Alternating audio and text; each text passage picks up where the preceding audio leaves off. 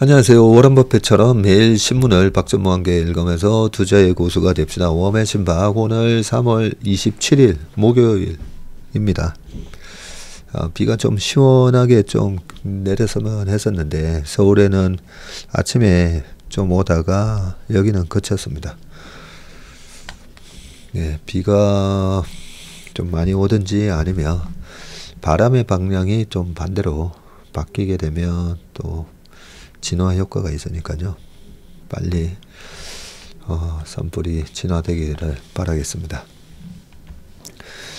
자, 신문기사에 오늘 사두면 앉아서 돈 번다 뭐 이런 기사부터 또 여러 개 있습니다. 우리가 투자의 원칙에 있어서 꼭 지켜야 될 게 몇 가지가 있거든요. 키코 얘기도 좀 있고요. 오늘은 기사 빨리 읽으면서 투자의 원칙이라든지 투자하는 데 있어서 우리가 반드시 피해야 될 어떤 큰 리스크를 사전적으로 방어하는 방법, 예방하는 방법, 그런 거 말씀드리겠습니다. 오늘은 꾹 댓글을 읽는 걸 꾹 참고 어제 최근에 너무 이제 뭐 1시간이 넘어가니까 좀 죄송하더라고요. 그래서 꾹 참고 오늘은 댓글에는 다 좋아요 다 읽고 제가 다 눌러드렸습니다. 기사부터 먼저 보겠습니다. 너무 개인적인 얘기를 너무 많이 한다. 뭐 이런 댓글도 있어가지고 네. 자, 해양 플랜트 심장 삼성중공업 독자 개발이라는 기사가 있습니다. LNG 액화 장비 첫 국산화, 플랜트 건조 비용의 35% 차지, 핵심 기자재도 초격차 시동이라고 되어 있거든요. 우리가 만약에 조선을 투자를 한다면 조선에 계속 이런 신문을 통해서 보면서 우리는 어떤 경쟁 우위를 갖고 있고 경쟁자들은 어떻게 쫓아오고 있는지 계속 그거 분석하는 게 투자의 뭐 제일 중요한 부분이니까요. 자, 삼성중공업이 액화 천연가스 생산 저장 하역 설비 FLNG의 심장으로 불리는 액화 장비 개발에 성공해서 이탈리아 에너지 기업과 차기 FLNG 프로젝트에 이 장비를 넣기 위해서 최근 첫 미팅을 했다고 합니다. 액화 장비는 기당 2조에서 4조 원에 이르는 FLNG 건조 비용의 35%를 차지하는 핵심 기자재지만 그동안 국산화가 이루어지지 않아서 미국과 유럽산을 써왔습니다. 네, 여기 적혀 있지만 이 액화 장비가 전체 이 FLNG 이 플로팅이잖아요. 여기 2조 4조나 되는 어마어마한 이 건조 비용에서 35%나 되니까 이 부분은 미국하고 유럽산을 갖다 쓰니까 좀 그동안 좀 아까웠죠. 자, 삼성중공업은 이탈리아 업체와 앞으로 발주할 FLNG에 자체 개발한 액화 장비인 센스4를 적용하는 방안을 협의하고 있고, 그동안 삼성은 발주처의 요구에 따라서 FLNG를 건조할 때 미국 하니웰이 제조한 액화 장비를 주로 사용해 왔고요. 하지만 이 업체는 검증 결과 삼성 액화 장비의 가성비가 하니웰보다 낮다고 판단해서 향후 도입할 FLNG에 센스4를 장착하는 방안을 추진하는 것으로 알려졌다. 그동안 글로벌 에너지 기업은 안정성 때문에 검증된 미국 장비 위주로 썼지만 작년 트럼프 대통령 당선이 되면서 상황이 바뀌었고 LNG 개발 붐에 따라서 FLNG 건조 수요가 늘자 에너지 기업들이 가성비가 좋은 삼성 액화 장비로 눈을 돌리기 시작한 것이라고 합니다. 업계에서는 삼성중공업이 액화 장비 수주에 성공하며 명실상부한 FLNG 최강자가 될 것으로 관측되고요. FLNG 시장의 유일한 라이벌인 중국 윗슨 조선소는 액화 장비를 내재화할 기술이 없을 뿐 아니라 미국의 대중국 제재로 신규 수주도 사실상 막혔기 때문이다. 핵심 기자재 국산화는 조선업계의 수건 사업인데 한번 납품이 성사가 되면 다른 에너지 기업으로 확산할 가능성이 크다고 말을 했습니다. 우리가 옛날에는 자동차도 엔진 기술이 없어가지고 일본 자동차 회사 거 갖다 쓰고 현대모비스에서 나왔던 차 갤로프 갤로프가 그 자동차 엔진이 일본 거 갖다 썼었죠. 그리고 쌍용 자동차 같은 경우에도 엔진 기술이 없다 보니까 벤츠 엔진 갖다 썼지 않습니까? 쌍용차가 만들었던 체어맨. 오늘따라는 왜 이렇게 이름 기억이 바로바로 떠오르네요. 나이가 들면 그죠? 얘기하다 보면 이름이 기억이 안 나서 그래서 좀 우픈 현실이지만 거의 대명사가 많아집니다. 대명사. 야, 그때 우리 걔랑 거기서 만났었잖아. 막 이렇게. 그때 우리 걔랑 거기서 그러면서도 다들 맞아 그랬지. 야, 그때 그거 참 맛있었는데 하면서 이렇게 자꾸 이름이 없어지고요. 다 대명사로 이렇게 막 바뀌게 됩니다. 씁쓸한 현실이긴 하지만 이렇게 신문을 계속 읽고 이 중요한 기사다라고 싶은 거는 우리 모험의 신박의 구독자분들이나 우리 채슬리 가족분들 중에서도 이 적자 생존 실천하시는 분 많잖아요. 그죠? 블로그에다가도 써놓으시고 하는데 그럴 때마다 이렇게 소리내서 한 번씩 읽어보시면 되게 좋습니다. 우리가 눈으로 머리에다가 데이터를 입력하는 거라 실제로 이렇게 한번 읽어보잖아요. 그러면 이 데이터 입력이 훨씬 더 내가 한번 읽어봤기 때문에 다음에 얘기할 때도 읽으면서 말을 해봤기 때문에 좀 더 기억이 잘 나고 기억력을 좀 유지하는데 좀 도움이 된다는 생각이 듭니다. 자, 두 번째 기사를 보겠습니다. 다시 불거진 키코 손실본 기업 은행 5곳에 소송. 이 키코로도 참 제가 파생상품이나 이런 거 강의도 증권사 직원분 대상으로 참 예전에 많이 했었는데요. 그럴 때마다 이 키코를 가지고도 좀 설명을 했었는데 근데 다시 불거진 키코라니까 벌써부터 또 걱정이 되네요. 걱정이. 한번 읽어볼게요. 2010년 이전 환회지 통화옵션 파생상품인 키코로 손실을 본 제영 솔루텍이나 일성 하이스코, 남화통상, 원글로벌 미디어 등 4개 중소기업이 시중은행을 상대로 소송에 나서고요. 옛날 걸로 소송하는 거군요.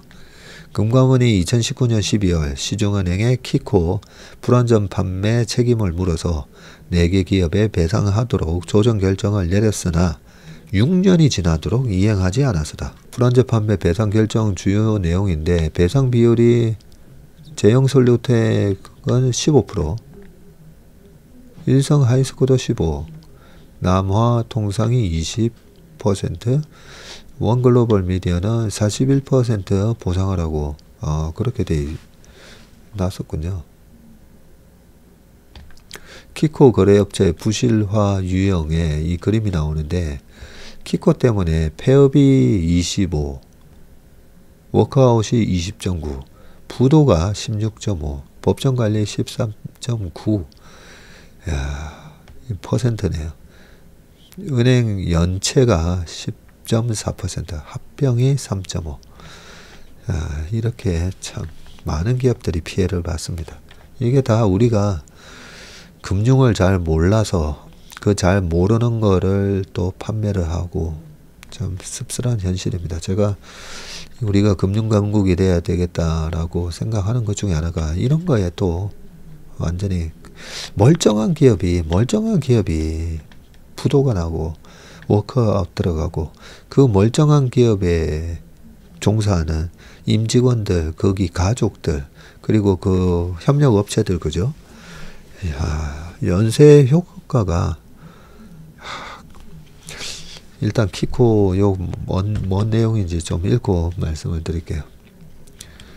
황태 키코 공동대책위원회 공동위원장은 26일 금감원의 조치가 구속력 없는 조정결정이라는 점을 들어서 은행들이 수년째 배상 책임을 외면하고 있고 키코 상품을 판매한 주요 은행을 상대로 금감원의 배상 판결을 이행하라는 내용의 소송을 제기할 방침이라고 했고요. 금감원은 2019년 이 분쟁조정위원회를 열어서 키코를 판 시중은행이 제형솔루텍 66억, 일성 하이스코 141억, 남아통상 7억, 원글로벌 미디어 42억 원 등의 총 256억 원을 배상해야 한다고 결정했다. 이후 우리은행은 배상 책임을 다했으나 나머지 5개 시중은행은 배임 우려 등을 이유로 배상을 거부하고 있다. 금감원과 키코 공동대책위원회에 따르면 키코 피해 기업은 약 980개로 피해액이 10조 원에 이릅니다. 자, 방송용 셋톱박스 개발 기업이었던 원글로벌 미디어는 2007년에 최대 수출 실적을 달성하면서 국무총리상을 받았고요. 신용등급이 AAA던 회사가 2008년에 신한은행의 권유로 환율 변동 위협에 대비하는 통화옵션 상품 이 키코에 가입하면서 꼬꾸라졌고요. 글로벌 금융 위기로 원달러 환율이 1,450원 이상으로 급등을 하자 순식간에 300억이 넘는 손실이 발생해서이고요. 이 손실을 메우기 위해서 원글로벌 미디어는 연 12%가 넘는 금리로 대출을 받았으나 원리금 상환 부담을 이기지 못해서 2016년 3월에 끝내 폐업했군요. 이 원글로벌 미디어를 비롯해서 제형솔루텍, 일성 하이스코, 남아통상 등이 시중은행을 상대로 배상 결정을 이행하라고 하고 이번 소송에 나선 4개 기업이 2019년 금감원이 키코 계약을 불완전 판매라고 명백하게 규정한 만큼 강제 규정이 없더라도 손해액을 돌려줘야 한다고 주장을 했는데 금감원이 배상 결정의 핵심 근거로 인용한 대법원 판례에서도 통화옵션 계약을 적극적으로 권유하는 행위는 적합성의 원칙을 위반해서 고객에 대한 보호 의무를 저버리는 불법 행위라고 규정을 했고 건실하게 성장하던 수많은 기업이 키코 사기로 한순간에 공중분해됐다면서 금감원의 결정대로 은행들이 피해액의 일부라도 반드시 배상해야 한다고 말을 했습니다. 요 부분도 나중에 제가 말씀드려야 되겠네. 키코 사기. 키코 사태가 터진 건 2008년인데요. 14개 시중은행과 키코를 계약한 중소기업의 한 980억 곳에 이르는데 매출이 4,500원 선이던 제2사는 키코로 1,000억 원 가까운 손실액이 발생하면서 이를 메우기 위해서 계열사 4곳을 팔아야 했고요.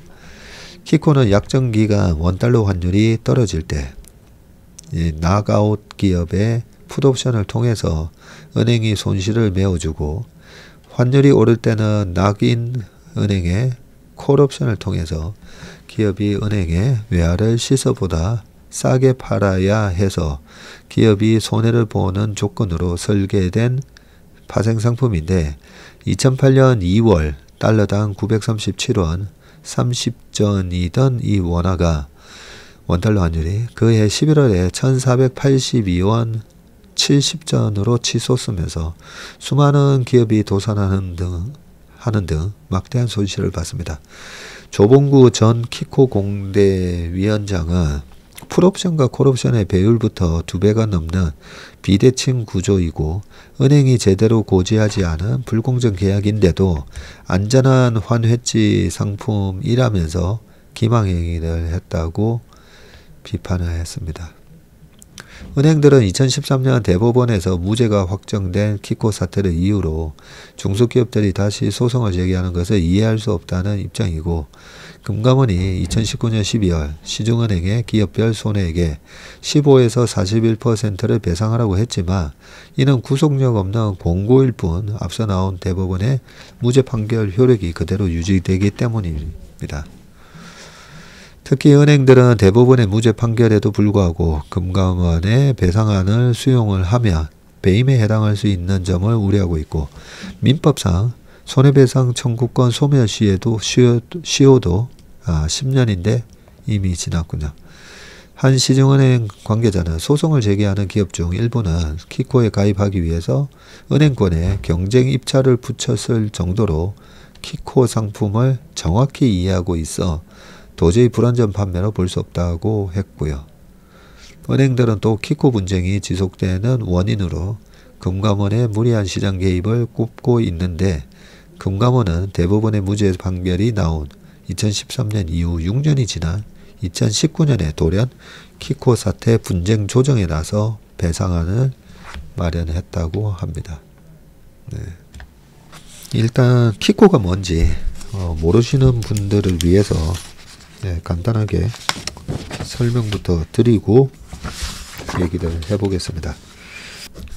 그림을 제가 좀 그릴게요. 일단 요 그림 먼저 좀 보시고, 이 키코의 구조가 우리나라 환율 900에서 1030원 돼 있을 때 키코, 왜 키코를 했을까? 그때 환율이 우리가 IMF 겪었을 때 2,000원 갔던 환율이 계속 이렇게 떨어지면서 900원 갔어요. 2007년도에. 원엔 환율은 740원까지 떨어집니다. 그 정도로 원화 가치가 강세로 가고 달러 대비해서 원화가 계속 강해졌죠. 그러면 수출 기업 입장에서는 지금처럼 환율이 높아야 좋잖아요. 그죠? 1달러에 1,450원을 받게 되니까. 근데 환율이 계속 떨어지면서 1달러에 내가 100불 계약을 해서 100불이면 14만 5천 원을 받을 거라고 생각했는데 환율이 계속 떨어지면서 900원이 되면 100불인데 9만 원밖에 내가 못 받는 거잖아요.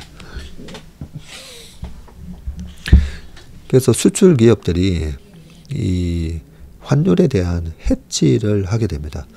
해지를 하는데 잘 모르다 보니까, 근데 여기 보면 잘 알고 한 곳도 있어요. 잘 알고 한 곳도. 그래서 계속 환율이 떨어지면, 그래서 요런 구조로 1,000원에서 900원까지 떨어져도 이렇게 수익이 납니다. 요만큼.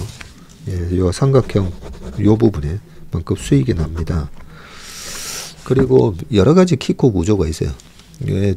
계속 더 강세로 가면 또 오히려 손실이 나는 것도 있는데, 환율이 떨어지는 거에 대해서 해지를 했기 때문에 이 떨어지는 부분은 없고, 그냥 떨어져도 요 정도, 요 정도 그렇게 이익이 납니다. 뭐 이런 식으로 구조를 짤 수가 있습니다. 이거 보면 약간 ELS하고 좀 비슷한데, 이런 걸 느끼시는 분도 계실 겁니다. ELS를 만드는 방식이나 이 키코를 만드는 방식이나 똑같습니다. 똑같은데 이 전체 그림을 이제 이해를 해야 되는 거죠. 자, 이랬을 때 환율이 계속 떨어지기만 했기 때문에 그동안에는 1030원 미만으로 떨어져도 이렇게 이익이 나기 때문에 제가 탐방을 가보면 수출하는 기업에 환율에 대해서는 해지를 합니까 하면 해지한다고 얘기를 하시길래, 야, 우리나라 기업들 수준이 많이 높아지셨구나. 그래서 원화가 계속 강세로 갔을 때 저렇게 다 해지를 하시나 보다. 저는 그때까지만 하더라도 정상적인 해지를 하는 줄 알았어요. 근데 나중에 키코 사태 터지고 보니까 이런 식으로 떨어지는 거에 대해서 찔끔 먹고, 반대로 환율이 다시 급등하잖아요. 다시 급등하면 손실이 무한대로 이렇게. 그리고 또 하나, 이 구조가 어떤 구조이냐에 따라서 손실이 이런 구조도 있어요. 오히려 이 정도가 아니라 더 가파르게. 그러면 시장이 급등을 하면 손해가 나는 게 콜옵션이 있잖아요. 그죠? 그러면 콜옵션 매도를 많이 때려놨다는 거거든요. 많이 때려놓고 실제로 환율이 안 올라가면 그 콜옵션 매도 때리는 것만큼 복권이 꽝이 되니까 복권 수익이 발생한다 했잖아요. 복권 수익이 발생하면서 그걸로 이제 기업들한테 요만큼 이익 납니다. 예, 요만큼 이익 납니다. 라고 할 수가 있는데 반대로 갔을 경우에는 얼마나 손실이 나는지 이게 스노우볼 이펙트처럼 더 가파르게 손실 나는 그런 구조도 있었어요. 키코 중에는 보면. 그러면 이걸 알고 가입을 했으면 실제로 EL에서도 잘 알고 가입하시는 분들 많잖아요. EL에서만 뭐 한 5년, 10년 이상 하신 분들도 계시거든요. 제 주변에도 EL에서만 한 20년 하신 분들도 계시는데 잘 알면서 뭐 마이너스 40까지 가겠어 하고 그렇게 투자하신 분들 같은 경우에는 알고 한 거고요. 근데 잘 모르는 개인이나 기업한테 이게 환율 요즘 많은 기업에서 투자하고 계신, 해지하고 계신 키코라는 방법입니다. 라고 이렇게 설명을 했다면 그거는 좀 잘못 안내를 한 거죠. 잘못 안내를. 근데 제가 보면 95%에서 98%는 파는 사람도 이게 뭐 어떻게 나중에 크게 손실 날 수 있는지도 모르고 이 키코에 가입하는 사람들도 정확하게 모르고 가입했다라고 저는 생각합니다. 잘 모르고. 그래서 이런 부분에 대해서 제가 이런 걸 어떻게 해결을 해야 되나. 근데 실제로 지금 많은 은행이나 증권사에서 판매되는 상품들 있잖아요. 또 특정 국가의 채권부터 해서 나중에 이 브라질 국채 얘기가 사실 뒤에 나오는데 자, 사두면 아까 앉아서 돈 번다? 목마른 개미들 우르르 몰린 거.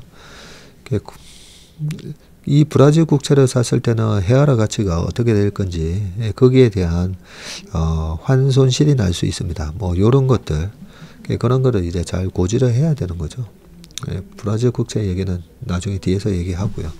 아무튼 이 키코 이런 것들이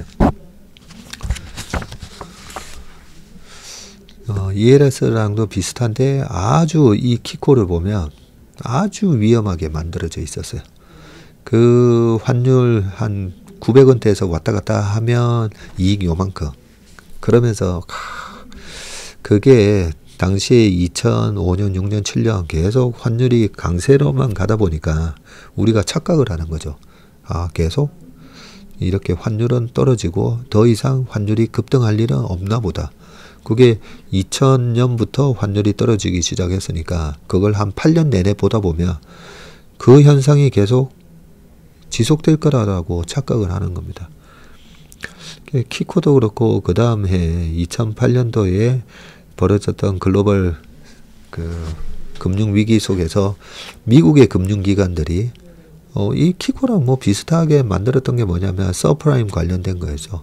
서프라임 관련돼 있어서 AIG나 이런 보험사들 보고 이거 너네들이 보증을 해주면 이거 뭐 근데 서프라임에서 뭐 문제 생기겠어요. 뭐 이러면서 그런 큰 보험사들은 보험사대로 그런 거 이제 워런트 같은 거 발행해 가지고 어차피 저거 워런트를 행사할 일은 안 생길 거니까 그러면서 그 워런트 조금 거기에서 발생하는 수익 먹고 그걸 인수주관 해주는 증권사도 마찬가지고 그걸로 다 저렇게 돈 벌다가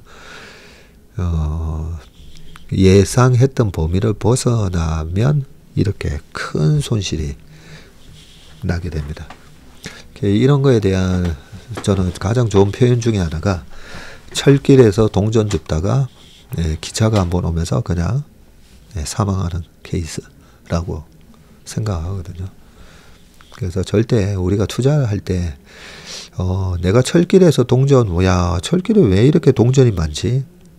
하는 건 그 줍는 거는 내가 한 1시간 열심히 철길에서 동전 주면 야 10,000원 정도 벌 수 있을 것 같아 하더라도 이 기차가 오는 시간과 기차가 올 때 어떻게 내가 피할 수 있는지를 모르면 철길에 가면 안 되죠. 그죠?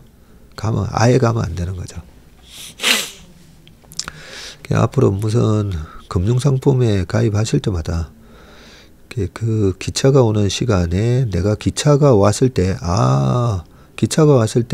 그냥 나의 데미지, 예상 가능한 피해액이 어느 정도 그게 감내할 만한 수준이면 하는 거고요. 그 기차 왔을 때 내가 터지는 게 감당을 하지 못할 수준이라고 하면 안 되는 거죠. 그래서 한동안 이 키코 관련해서 은행권 제가 PB들 대상 강의할 때 참 많이 얘기를 했던 것 같습니다.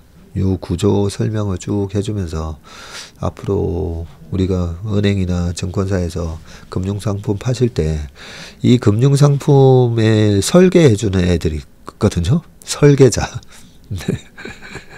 그 무슨 도박 영화 이런 거에 보면 설계자들 있잖아요. 탄 설계하는 악당들. 그 탄을 설계하는 선수들이 있습니다.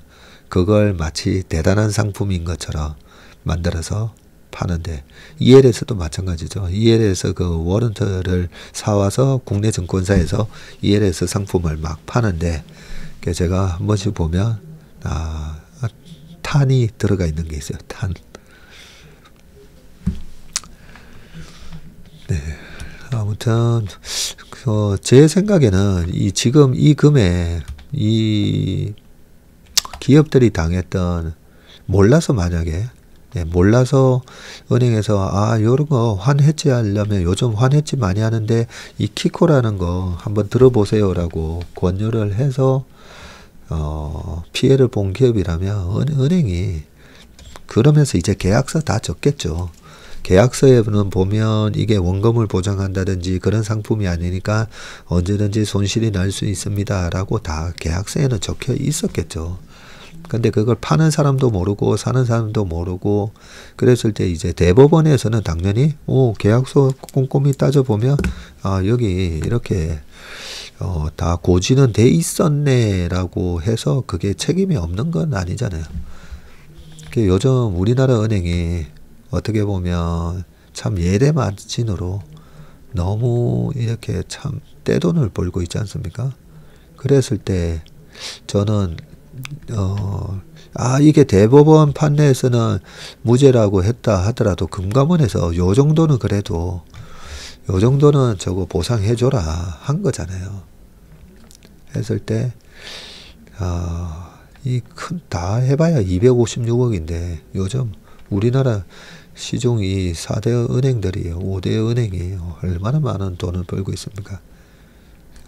저는 이 키코 사태 터지고 이 멀쩡한 기업들이 이 수출 기업들이 2008년이 됐을 때 환율이 급등하면서 쾌재를 불렀어야 되거든요. 환율이 급등하니까 수출 기업들이 얼마나 좋았겠습니까? 근데 이 키코 때문에 환율이 급등하면서 참 노래를 불러야 될 판에 회사가 이렇게 천문학적인 손실을 나면서 제가 우리가 IMF 때도 그렇게 틀렸지만 참 그때 키코 사태를 보면서 아직까지 갈 길이 멀구나 그런 생각을 좀 했습니다.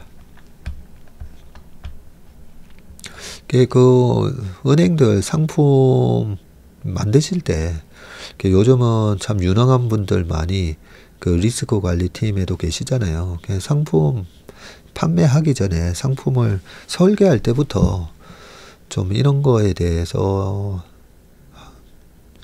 좀 제대로 된 그 탄이 들어가 있는 거 좀 피하고 그 상품을 또 금감원에다가도 승인을 받는 걸로 알고 있는데 금감원에서도 그런 부분에 대해서 좀 고객들이 충분히 이해할 수 있게끔 그런 투자적 그걸 교육을 시켜야 되나 어떻게 해야 되나 모르겠네요. 그러니까 전문가 그 상품에 대해 리스크 관리를 하시는 분들이 좀 사전적으로 네, 좀 잘 걸러 주셨으면 좋겠습니다. 이 파생이 실제로 이 보면 그 저도 파생 세계에 들어오게 된 게 대학교 때 학술제 준비위원장 하면서 선물의 이해라는 제목으로 제가 파생을 세미나 주제로 잡았었고요. 그게 91년, 92년이었었는데요. 그러면서 이 세계가 너무 재밌어서 제가 여의도로 오게 된 계기가 됐었는데요. 파생은 실제로 해보지 않잖아요. 그러면 또 이론적으로만 공부하신 분들은 또 잘 모릅니다. 이론적으로만 공부한 분들은 걱정이 돼서 좀 말이 길었습니다. 자, 그 다음 기사 좀 보겠습니다. 여기 미국하고 이탈리아에서는 은행이 책임져야 된다라고 되어 있고요. 키코를 둘러싼 법적 분쟁은 이번이 처음이 아닌데 2008년 키코 사태가 터지면서 200여 개 중소기업이 이렇게 했고 대법원은 은행 측에 손을 들어줬고 그러나 키코와 비슷한 파생상품 사건에 대한 외국 법원의 판단이 달랐다고 하는데요. 미국의 이 SEC 있잖아요. 증권거래위원회, 우리나라 감독원 같은 곳. 여기서 1994년 포장지 제조사 깁슨 그리팅스가 뱅커스 트러스트 은행이 제시한 금리 변동 파생 상품을 계약해서 엄청난 손실을 본 사건에 대해서 파생 금융 상품의 구조 속에 포함된 마이너스 시장 가치를 알려주지 않은 행위라면서 사기적 거래 행위 금지 조항 위반으로 $10,000,000의 제재금을 은행 측에 부과했다고 합니다. 이탈리아 밀라노 형사법원은 2012년 도이치방크 등이 밀라노시의 파생상품 계약의 마이너스 시장 가치를 고의적으로 숨긴 행위를 형사상 사기죄로 처벌을 했다네요. 김성무 법무법인 대륙 아주 변호사는 키코 판매는 불공정 계약일 뿐 아니라 시중은행들과 외국계 금융회사와의 이 백투백 거래로 국내 기업의 손실금이 모조리 외국으로 넘어간 만큼 특별법을 제정해서라도 키코 사태를 둘러싼 각종 의혹을 명백히 파헤쳐야 한다고 강조했습니다. 네, 그 다음 기사 넘어가겠습니다. 미국 상호관세 2단계로 간다.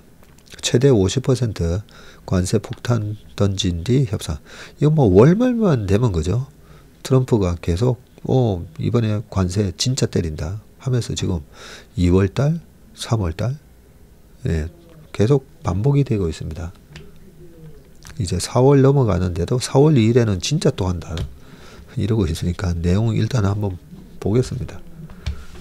자, 트럼프 대통령이 다음 달 2일 발표할 상호관세와 관련해서 미국 정부가 2단계 접근 방식을 취할 것이라는 전망이 우세해지고 있는데 주요 무역 대상국의 최대 50%에 달하는 긴급 관세를 매긴 뒤에 조사와 협상을 통해서 관세율을 조정해 나가는 방식이고 한국통상당국도 이 시나리오가 유력하다고 판단하고 대비책 마련에 나섰습니다. 파이낸셜 타임즈는 미국 정부가 교육국에 대한 무역 관행 조사가 끝날 때까지는 일단 긴급 관세를 부과하고 조사 이후에 추가로 관세를 매기는 방안을 유력하게 검토 중이라고 미국 행정부 관계자 발언을 인용해서 보도를 했고요. 여기 트럼프의 관세 위협에 대해서 연역이 나와 있습니다. 자, 1차 관세 부과의 법적 근거로는 미국 대통령이 국가 비상시 쓸 수 있는 권한을 명시한 국제비상경제권법과 관세법 338조가 주로 거론이 되는데 이 관세법은 미국과의 교역에서 부당한 조처를 한 국가에 최고 50% 관세를 물릴 수 있도록 하고 있고요. 1930년 제정된 이후 거의 쓰이지 않아서 사문화됐지만 트럼프 2기 행정부에서 재조명 받고 있습니다.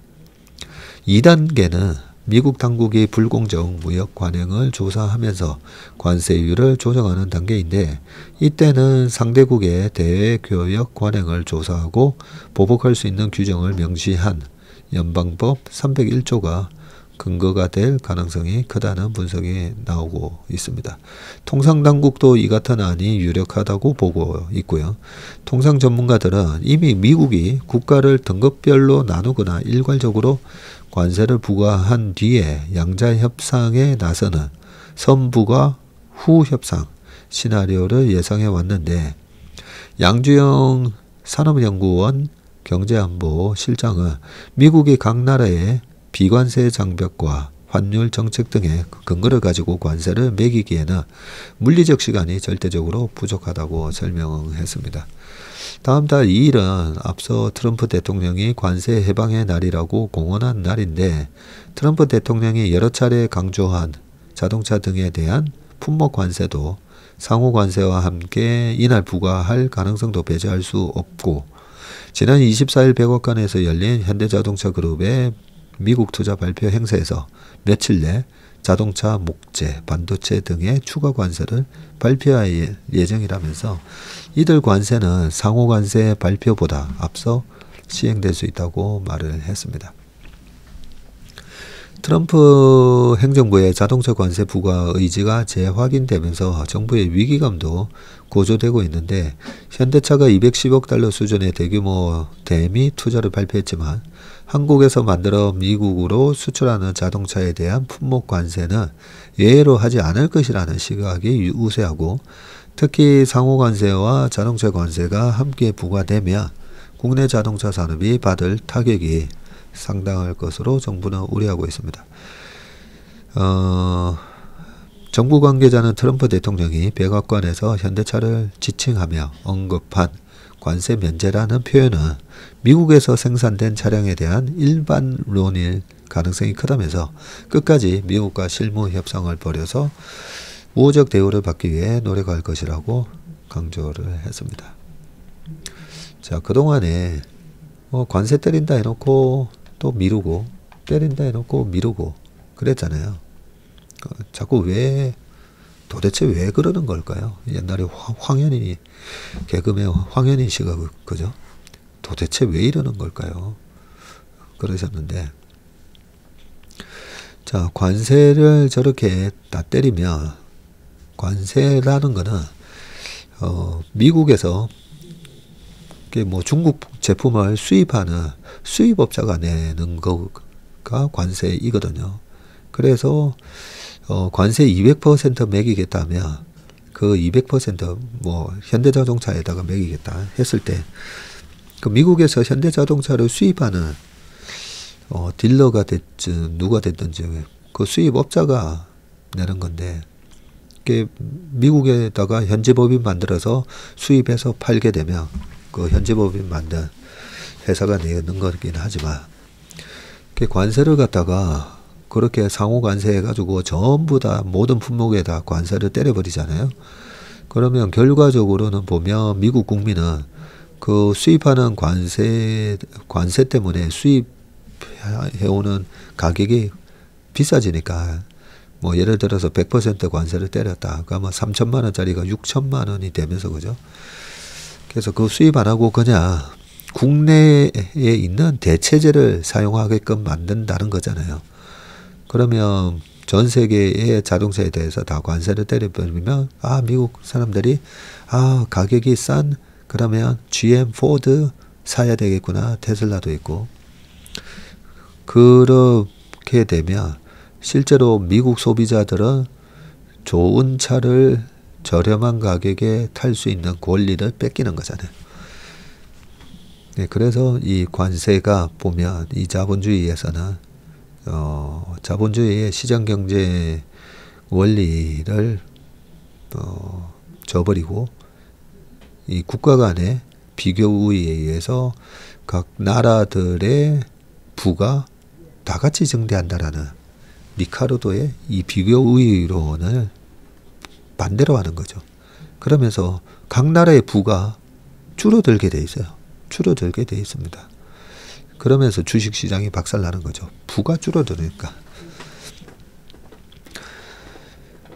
그걸 아주 잘 알고 있기 때문에, 만약에 이제 우리가 극단적인 상상을 하면, 자, 전 세계의 다른 미국을 제외한 다른 국가들이, 그래, 그러면 미국으로 수입이 안 된다라고 가정을 했을 때, 근데 미국에 목매달고 있는 기업 입장에서는 그럴 수는 없는 거고, 그죠? 이 반도체 같은 경우에는 어떻게 보면 지금 창신 메모리 10%까지 올라온다고 하지만, 반도체가 이 반도체 삼성, 하이닉스, 마이크론 요 3사가 과점화되고 있는 시장이면, 그러면 이 관세가 별로 효과가 없어요. 한국에서 수입되는 반도체 메모리에 대해서 관세를 200% 매기겠다 했을 때, 그러면 한국의 삼성전자, 하이닉스가 유럽이나 중국에 팔면 되잖아요. 전 세계 반도체 시장이 딱 정해져 있는데, 거기서 미국으로 수출이 안 되면 뭐 다른 데 팔면 됩니다. 그 생산 캐파도 정해져 있잖아요. 정해져 있으니까.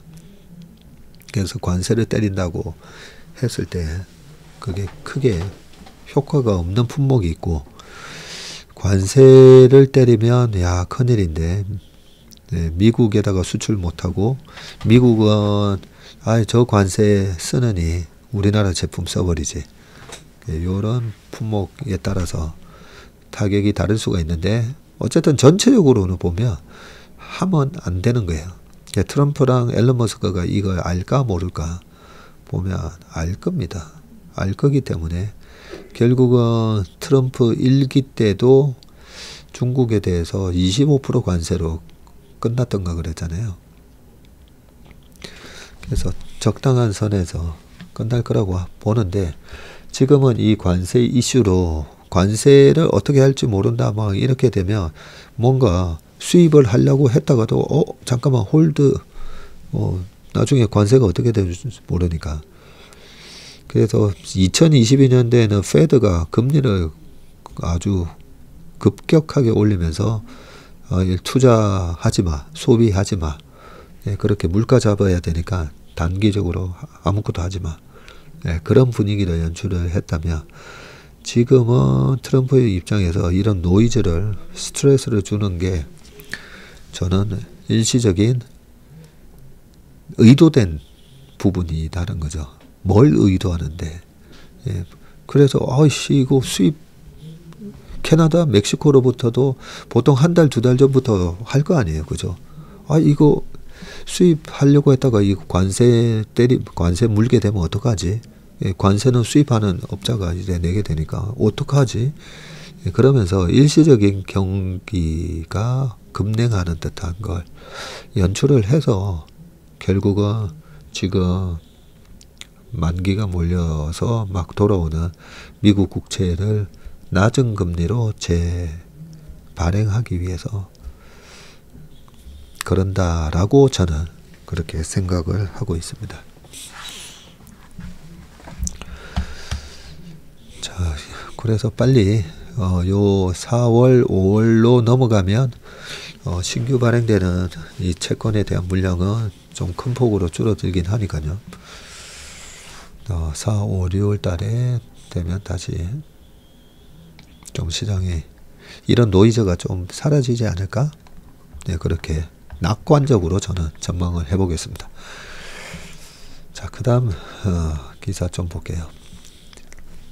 자, 트럼프 관세 정책으로 미 재정 적자 악화될 것이라고 되어 있고요. 누가 이런 소리를 하나? 무디스가 경고를 했습니다. 무디스가.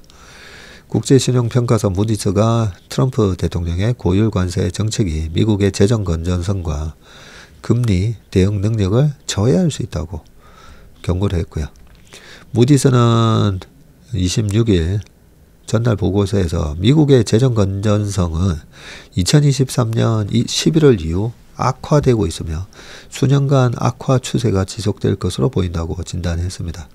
특히 트럼프 행정부의 경제정책이 이 같은 우려가 나오는 배경이라고 짚었는데, 무디스는 대체 재원 없이 추진하는 감세와 지속적인 고율 관세, 그리고 경제에 구조적인 충격을 줄 수 있는 꼬리 위험, 테일 리스크죠.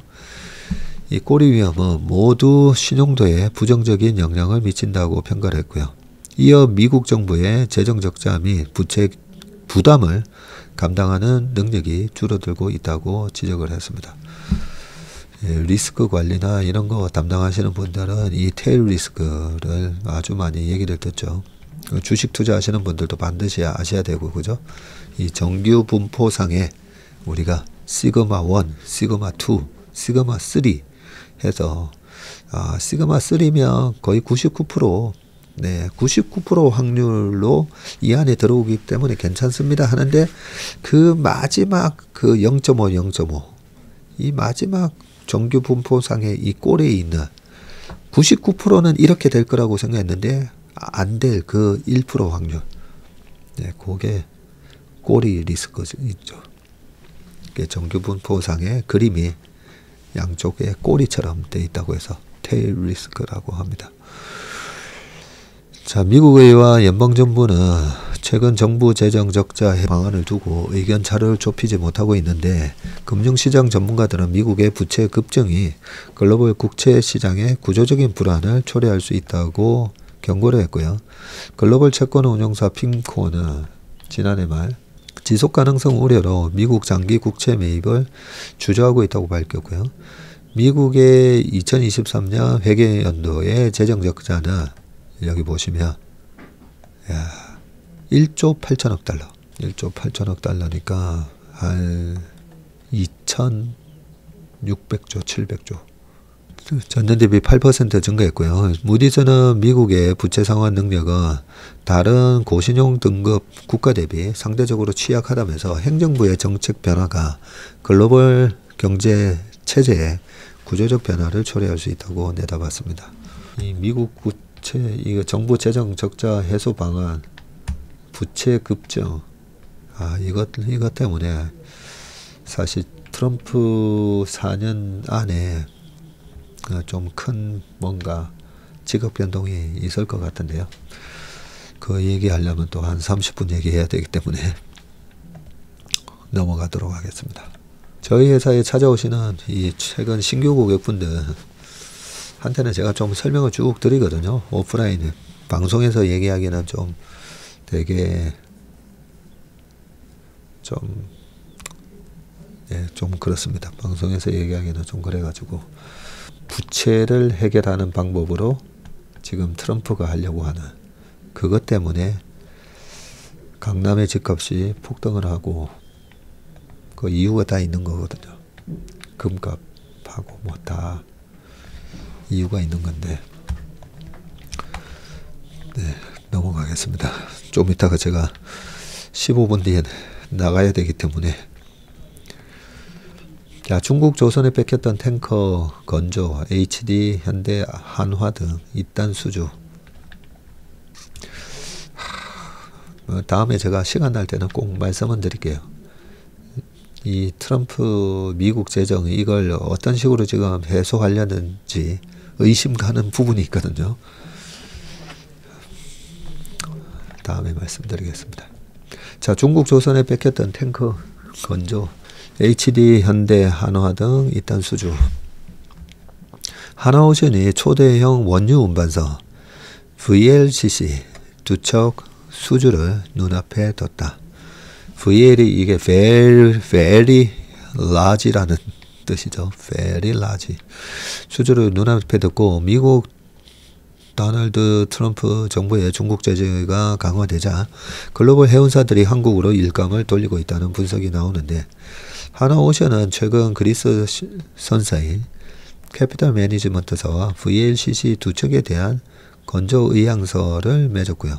한 척당 1억 2,500만 달러, 1,800억 원 안팎으로 2027년 인도할 예정인데, LOI는 본계약을 맺기 전 단계로 이견이 없으면 최종 계약으로 이어지게 되고, 업계에서는 트럼프 효과로 해석을 하는데, 미국이 올 1월 중국 주요 조선사를 블랙리스트에 올리면서 미국 기업과의 금융 지원, 수주 거래를 제한했기 때문이고요. 미국은 중국 선사나 중국산 선박이 미국 항구에 입항할 때 100만 달러의 수수료를 물리는 방안도 검토하고 있다. 이에 따라서 글로벌 해운사도 VLCC, 스웨즈막스, 아프라막스 탱크 등은 중국에 맡기고, 액화천연가스 운반선만 한국에 발주하던 전략을 바꿔서 한국 비중을 높이고 있습니다. 현대중공업은 그리스의 해운사 판테온 탱커스와 지난달 스웨즈막스급 탱크 2척에 대한 LOI를 맺었고요. 판테온 탱커스가 한국에 일감을 준 건 5년 만인데 같은 달에 앙골라 정유기업 소낭골도 HD 현대중공업의 스웨즈막스급 탱크 2척의 건조를 요청을 했습니다. 네, 앞으로 배는 얼마나 수요가 있을까? 거기에서 계속 수요를 우리가 주식을 잘 하려면 수요를 예측을 해야 되고요. 그 다음이 공급입니다. 아까 뭐 반도체 말씀드렸듯이 수요와 공급 양쪽을 봐야 되는데 어려운 거는 수요를 예측하기가 힘들어요. 수요를. 그래서 워런 버핏이 좋아하는 기업이 예상된 매출. 수요가 어느 정도일 거기 때문에 매출을 어느 정도 할 수 있다라고 앞으로 3년, 5년에 대한 예측 가능성이 뛰어난 기업을 좋아하시죠. 그게 뭡니까? 그게 필수 소비자는 아니겠습니까? 그죠? 코카콜라, 내년에 코카콜라의 매출이 한 50%로 확 떨어지면 어떡하나? 그런 걱정 안 하시잖아요. 경기가 좋든 안 좋든 코카콜라는 늘 마시기 때문에. 그런 식으로 애플 주식을 사셨을 때도 똑같은 생각을 하셨을 거예요. 뭐 경기가 좋든 안 좋든 애플 핸드폰은 잘 팔리겠구나. 근데 최근에 이제 애플 주식 많이 파셨잖아요. 워런 버핏도 어떤 보관이 있으셔서 그러셨는지 모르겠지만 AI 시대로 가면서 약간의 애플에 대한 경쟁력이 좀 밀릴 거다라고 생각을 하신 건지 두 가지 중 하나일 겁니다. 경쟁 우위에 있어서 앞으로 큰 변화가 있다라고 생각을 하시든지 아니면 아까 뭐 정부 부채랑 관련된 그런 어떤 지각 변동 그걸 대비해서 미리 현금을 만들어 놓으신 건지 모르겠습니다. 그 둘 중에 하나일 겁니다. 자, 그 다음 기사를 보겠습니다. 마지막 기사네요. 사두만 앉아서 돈 번다. 목마른 개미들 우르르 몰린 곳. 자, 뭐 여기 내용 바로 볼게요. 그냥. 작년 말 이후 브라질 헤아라 가치가 빠르게 반등하자 글로벌 투자자들의 관심이 브라질 국채로 쏠리고 있는데 높은 이자 수익은 물론 환차익과 자본차익까지 기대돼서 트럼프 관세 리스크에 흔들리는 투자자들의 오아시스가 되고 있다. 분석이 나오고 국내에서도 브라질 국채는 한국 브라질 조세 협약에 따라서 비과세 혜택이 있어서 주목을 받는다. 네, 브라질 기준금리 쭉 이렇게 올렸네요. 상승 추세인 헤아라 가치 이렇게 되어 있습니다. 미국 CNBC는 최근에 글로벌 무역 긴장이 고조되는 상황에서 브라질 국채가 일부 투자자의 오아시스가 될 수 있다라고 했는데 브라질 국채의 특징은 높은 금리입니다. 10년 만기 브라질 국채 금리는 연 14.927%이고요. 1년 전 국채 수익률이 연 10%대이던 거에 비하면 수익률 상승폭이 크고요. 국채금리 상승은 브라질 기준금리 인상이 지속되고 있기 때문인데 브라질 중앙은행은 지난 19일 통화정책회의를 열고 기준금리를 1% 올렸네요. 상향 조정했고요. 브라질 중앙은행은 자국 물가 상승에 경계심을 나타내고 있고 이에 작년 12월부터 세 차례 연속 기준금리를 1%포인트 높였습니다. 하지만 거듭된 금리 인상으로 브라질의 인플레이션 추세가 이달 들어 진정되고 있고 브라질 실업률은 지난해 11월 저점에서 6.5% 상승했네요. 실업률이.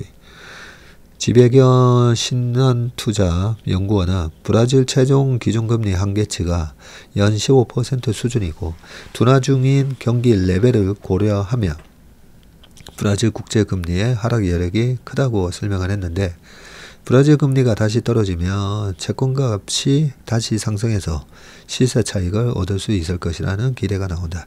브라질의 공격적 금리 인상으로 헤아라 가치가 바닥을 찍은 뒤 상승 추세인 점도 국채 투자자에게 호재인데 헤아라 대비 원화 환율은 지난해 말 218원까지 밀렸지만 이달 257원대로 상승을 했네요.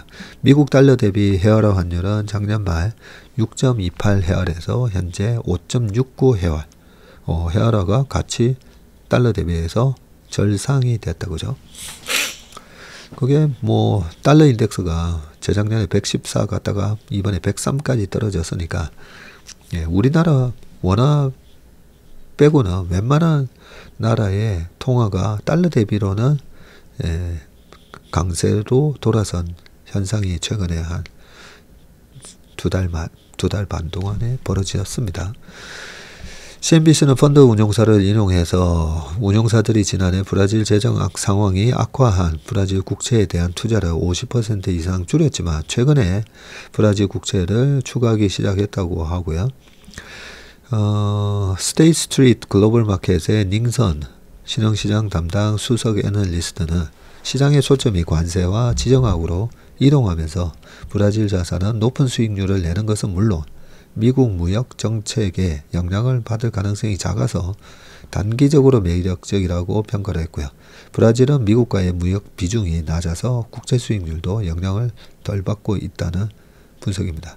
국내 채권 투자자도 브라질 국채로 몰리고 있는데 올 들어서 지난 20일까지 브라질 채권의 국내 순매수 규모는 순매수입니다. 1662만 달러, 한 243억 정도 되고, 호제 리우 쉐롬 브라질 재무수석은 최근 인터뷰에서 브라질 국채에 투자자들이 돌아오고 있음을 인지하기 시작했다면서 장기물 국채에 비거주자의 투자가 몰리고 있다고 말했고요. 이어서 이런 흐름은 브라질 국채 시장이 정상으로 돌아왔다는 강력한 신호라고 강조했습니다. 다만 브라질 재정 부족과 정치적 불확실성은 리스크가 될 수 있다는 평가가 나오는데 다음 달 중순 예정된 예산 지침법이 중요 변수로 꼽힌다. 브라질 예산 지침법은 내년 연간 예산법 수립과 집행을 설정하는 것으로 재정 우선순위, 지출 한도, 세수 전망 등을 결정한다. 라고 되어 있습니다. 제가 한 번씩 저희 오시는 고객분들한테 주식 투자, 부동산 이렇게 서로 비교를 해서 말씀을 드리는데 브라질 국채를 보면 한 번씩 신문 일면에 보면 광고가 뜨잖아요. 속초 수익성, 수익형, 뭐 호텔 투자, 뭐 연 12% 보장. 그게 한 5, 6년 전에 우리나라 금리가 되게 낮을 때도 12% 보장. 당장은 한 12%한 1, 2년간 받을지 모르지만 나중에 보면 그 12%가 안 나오면서 내가 1억 5천에 샀는데 그 호텔이 매매도 안 되고 1억이 아니라 7천만 원 그렇게 이제 터지기도 합니다. 그래서 제가 저희는 어떤 투자 스타일인가 말씀드리면서 그렇게 14% 15% 이런 게 잘못하면 오아시스가 아니라 싼 게 빚이 될 수가 있다는 거죠. 그래서 저희는 투자를 할 때 제가 31년 동안 투자하면서 크게 그 위험에 위태해지지 않았던 이유가 이런 게 오아시스인지 핵심 우량 자산인지에 대한 기준을 봐서 핵심 우량 자산이 아니고 언제든지 뭐 경기가 안 좋아지면 금리가 떨어지고 미국은 경기가 안 좋아지면서 금리 떨어지면서 미국 국채 가격이 확 오르잖아요. 근데 이머징 국가는 경기 안 좋아지면 어떻게 되죠? 그날의 환율이 박살이 나죠. 그런 거를 좀 고려하시면서 투자하시면 좋을 것 같습니다. 네, 오늘 웜의 신박은 여기까지 하겠습니다. 오늘 하루도 행복한 하루, 안전한 하루, 건강한 하루 되시길 바라겠습니다. 고맙습니다.